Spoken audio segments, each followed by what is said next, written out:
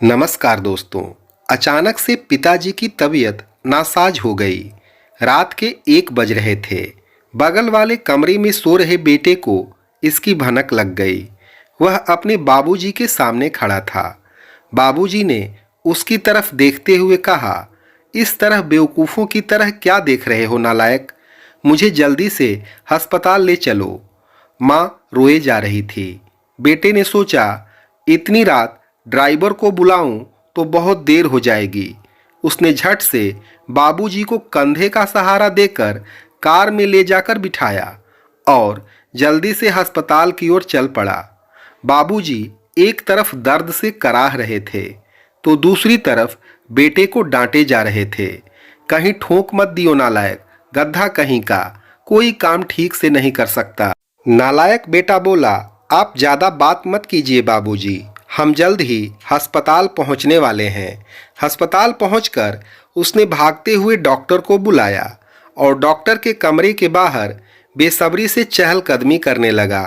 नालायक, गधा, बेवकूफ़, आलसी, मंदबुद्धि, पता नहीं और क्या क्या ऐसे शब्द वह बचपन से ही सुनते आया था।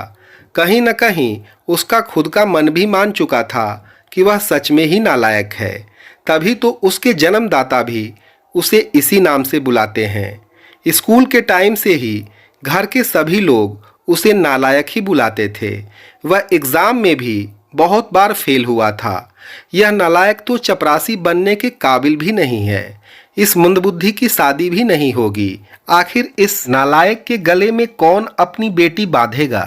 यह नालायक तो गधा का गधा ही रह जाएगा।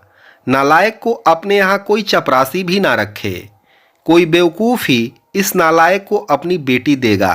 शादी होने के बाद लोगों को कहते सुना गया कि उस बेचारी के भाग फूटे जो इस नालायक से शादी हो गई। बस एक माँ ही थी जो उस बेचारे को उसके नाम से बुलाती थी। मगर आज उसके बाबूजी को कुछ हो गया तो शायद माँ भी उसे भी इसी नाम से बुलाएगी। मन में इस तरह के विचारों ने उसे झकझोर दिया और वह अस्पताल में बने मंदिर में प्रार्थना में लीन हो गया। वह उसके दुआओं का असर था या फिर मर्ज ही साधारण था कि डॉक्टर ने सुबह में उसे बाबूजी को घर ले जाने की इजाज़त दे दी। जैसे ही घर लौटा और बाबूजी को उनके कमरे में छोड़ वापस मुड़ा, बाबूजी की तेज आवाज़ आई, मुझे छोड़ नालायक, तुझे क्या लगा बुढ़ा अब अस्पताल से लौटेगा नहीं? यह सुन वह कुछ देर ठिठका और फिर सर झुकाए कमरे से बाहर आ गया। लेकिन माँ से रहा नहीं गया। उन्होंने कहा, इतना सब कुछ करता है आपके लिए, फिर भी दिन भर आप उसे नालायक कहते रहते हैं। अवधेश और महेश दोनों अपनी बीबी के साथ सो रहे हैं। उनको तो यह भी नहीं पता कि रात को क्या हुआ था। यह तो भनक पाते ही आ गया और किसी को मदद के लिए बुलाया भी नहीं। भगवान न करे अगर आपको कुछ हो जाता तो? वह भी आपका ही बेटा है, फिर भी पता नहीं क्यों आप उसको हरदम कोसते रहते हैं, डांटते और फटकारते रहते हैं। न यह देखते हैं कि कौन बड़ा या छोटा उसके पास है। जो मुंह में आता है उसे सुनाते रहते हैं। बाबूजी ने उनकी तरफ आश्चर्य भरी नज़रों से देखा। माँ रोए जा रही थी और बोले जा रही थी, आप ही बताइए क्या कमी है मेरे इस बेटे में? हाँ, पढ़ाई में थोड़ा कमज़ोर जरूर था। तो क्या क्या सभी एक जैसे होशियार होते हैं क्या? वह अपनी मेहनत के बल पर अपना परिवार, हम दोनों को, घर मकान, खेती बाड़ी, कर कुटुंब सबको सही तरीके से संभाल रहा है कि नहीं? जिन 2 बेटों को आप बहुत लायक और बुद्धिमान मानते हैं, वह अपनी बीबी, बच्चों, सास ससुर और दोस्तों पर ज़्यादा ध्यान रखते हैं। कभी आपकी हालचाल भी पूछते हैं? और एक आप हैं कि जो कर रहा है उसको ही दिन भर नालायक बुलाते रहते हैं। बाबूजी बोले, अरे पगली, तुम कभी भी मुझे समझ नहीं सकी। तुमने केवल मेरी बातों पर ध्यान दिया है। क्या तुम्हें नहीं लगता है कि एक श्रवण कुमार जैसे बेटा को दिन भर नालायक और गधा बुलाने का मुझे दुख नहीं होता है? उसे गले न लगा पाने का कष्ट हमें नहीं होता है? आस पड़ोस के लोगों के बीच भी मैं अपने बेटा को उल्टा सुनाता रहता हूँ। लेकिन मेरा बेटा है कि पलट के जवाब देना तो दूर, सिर उठाकर मेरी तरफ देखता भी नहीं है। बाहर से जब भी घर आता है तो सबसे पहले मेरे कमरे में झांक कर देख लेता है कि बाबूजी ठीक है ना, क्या मुझे ऐसे बेटे को उल्टा बोलते पीड़ा नहीं होती? होती है भाग्यवान। मेरा दिल पत्थर का नहीं है, मैं भी इंसान ही हूँ।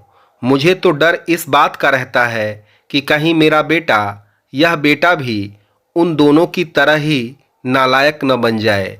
इसलिए मैं उनके मन में भी कभी यह भाव पैदा नहीं होने दूंगा कि यह परिपक्व है और सबसे लायक है। यह बात सुन माँ चकित रह गई। ये क्या कह रहे हैं? हाँ भाग्यवान, यही सच है। अब तुम इसे मेरा स्वार्थ कहो या कुछ भी। इतना कहते कहते बाबूजी ने अपनी पत्नी के आगे हाथ जोड़ दिए और माफ़ी मांगने लगे। उनकी पत्नी ने उनके हाथों को पकड़ लिया और वो भी रोने लगी। बोली, मैं आज तक आपको समझ नहीं पाई, मुझे माफ़ कर दीजिए। दूसरी ओर कमरे के बाहर खड़ा नालायक बेटा बाबूजी द्वारा कहे गए हर वाक्य को सुन रहा था और उसकी आंखों से अश्रुधारा अनवरत बहती जा रही थी। उसका जी कर रहा था कि दौड़कर बाबूजी के गले से लिपट जाऊं और रोऊं, लेकिन शायद बाबूजी झेंप जाते। वह आंसू पोंछते हुए अपने कमरे की तरफ बढ़ने लगा।